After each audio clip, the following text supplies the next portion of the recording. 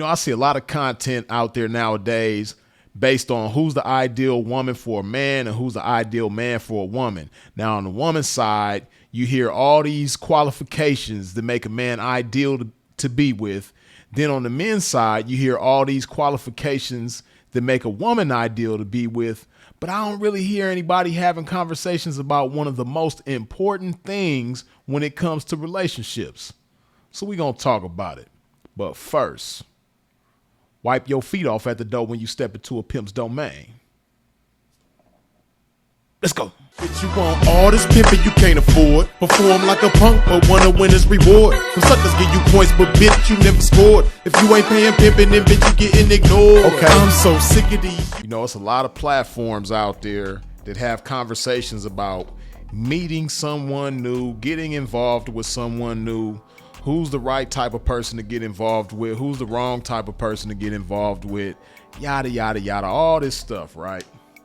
And the things that they talk about that make a person right or wrong to be with are usually things that are superficial, surface things like how much money somebody makes, how in shape somebody is or not, how good somebody looks, how tall somebody is, how old somebody is, how many kids they have, how many relationships they've been in, what's their body count, all these different things, right?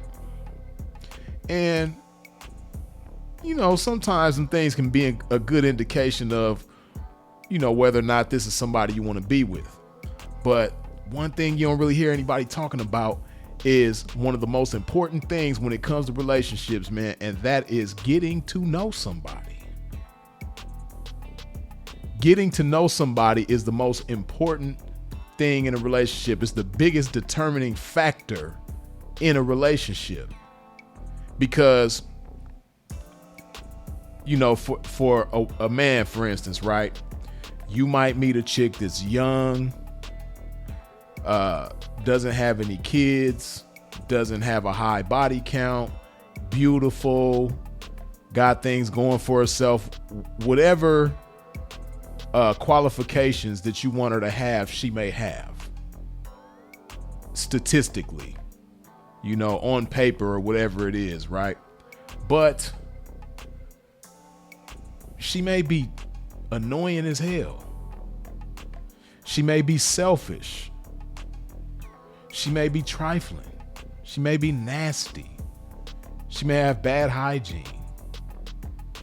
She may, and she might come from a good family, all these different things, but, she may be demented in the mind. She might have, ugly characteristics that are hidden beneath the surface that you'll only figure out once you get to know her and sit down and have certain conversations with her, and the right questions to ask and how to pick her mind in order to figure out what type of woman she is, right? Because just because she might be beautiful, don't have no kids, low body count, educated, good family background, all these different things, right? That doesn't mean that she's somebody good to be with, and that doesn't mean that she's right for you to be with, right? Same thing on the women's side. You got all these conversations with these women about, they want a guy to be so tall. They want him to make so much money per year. Whatever, they want him to be, look a certain way. And, again, all these different qualities on paper that they would want, they might find in a man. But he might be sick in the head. He might have mental illness issues. He might, have, strange, disgusting fetishes. He might be a sucker. He might be a buster. He might be a coward.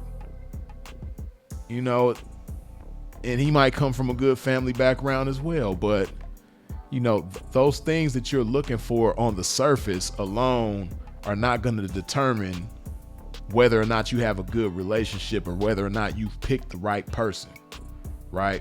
And see, that's one effect that the internet has on the world nowadays. That's just one effect that, you know, is kind of rampant among everybody. Everybody focuses on the surface level of things, and nobody puts emphasis on what's beneath the surface, which is getting to know somebody.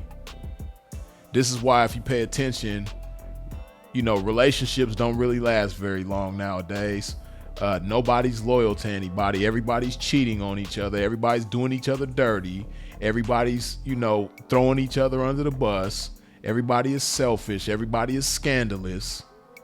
And this is all because people don't have a concern for the important things. When you get involved with somebody, you should want to know that this is somebody that you can trust. You should want to know that this is somebody that you can be loyal to and that is going to be loyal to you.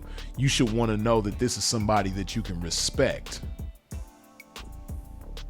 You should want to know that this is somebody that is going to take the time to understand you and makes you inclined to want to understand them. You know, and eventually grow to love one another and have love for one another and display love for one another. But these are things that don't really get talked about. Why? Because that's not really attractive. It's not the most interesting thing. It's not the, you know, thing that catches your attention immediately before the way that you see somebody looks, before somebody's salary. You know, these things don't really catch people's attention and mind like that, right? But these are the things that made relationships last longer in the past. People got to know each other. You know, nowadays when you meet somebody, you sit down with them. This is what's going on. You go have dinner with a chick. Both of y'all doing this. And the only interaction you may have with each other is showing each other, you know, funny videos or things of that nature, but you're not really getting to know each other. And what ends up happening is you have people that are together for months, sometimes years, and they're still strangers to each other. There's still a lot of things that they don't know about each other that when you take time to get to know somebody, you're naturally going to, you know, people might be together for extended periods of time, and it's like basic things that they don't know about each other, that if they found out about each other, they wouldn't have gotten this far with each other, right? And a lot of times what makes certain relationships last the little bit of time that they do is sensation. The only thing that y'all know about each other is how to make each other feel good. And a lot of times that takes place in the bedroom. But hey, man, some of the best chicks that I've had, some of the best connections with a woman that I've had have been with women that I wasn't just extremely attracted to. I was attracted to them, but you know, it wasn't something that was just like the biggest determining factor. On the other hand, you know, the women that I was extremely physically attracted to, they wasn't really the best relationships. They wasn't really the best connections. We didn't have the best bonds with each other. But that chick who I wasn't, you know, extremely attracted to, you know, moderately attracted to, but not extremely attracted to physically, guess what I was attracted to? I was attracted to her mind. I was attracted to her heart. I was attracted to her intentions. I was attracted to her concern for me, her interest in me, right? And then another thing is, you know, these might not be people that come with the best statistics beyond just the physical appearance. You know, it might not be the best statistics, but you know, you can get with somebody who might not be what you're typically looking for and build something that you've never had with anybody. But you'll block your blessing if you're looking for somebody that's tall, but this person is short. Or if you're looking for somebody that's, you know, skinny, but this person is thick. Or, you know, somebody that's light skinned, but this person is dark skinned. If you allow those things to be the determining factor on why you get with somebody, you might block your blessing. Because the best person for you to be with probably doesn't fit the criteria of what you have in your mind. But they do have qualities about themselves that are so powerful that those things that you thought you wanted in somebody don't even matter. Those things don't even become, they don't even become significant. They become insignificant because, damn, I didn't realize that this is what I needed in somebody. I didn't realize that this is what I wanted in somebody.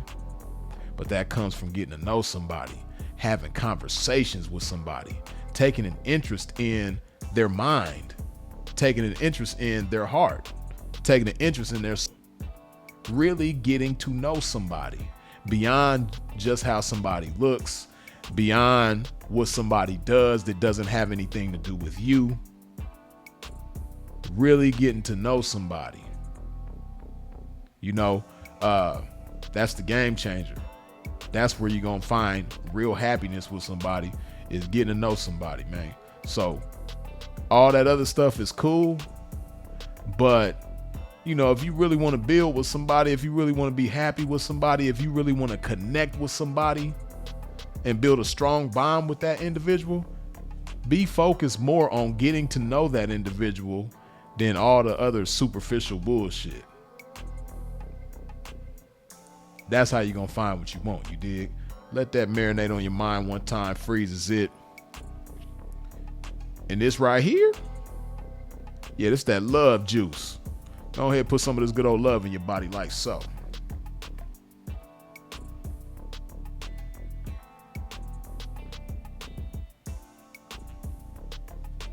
And of course, as always, long live the incomparable Sinful to P. We out.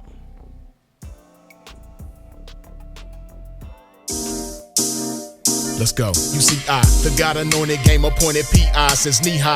Knew that God appointed me to be fly. My reply to the blessing, only one decision for me, man, to integrated and demonstrated. It's obligatory. Okay. So begins the story. These blessings I'm not in tune with. But getting back to this game that I never left. Hey, yeah, where you been?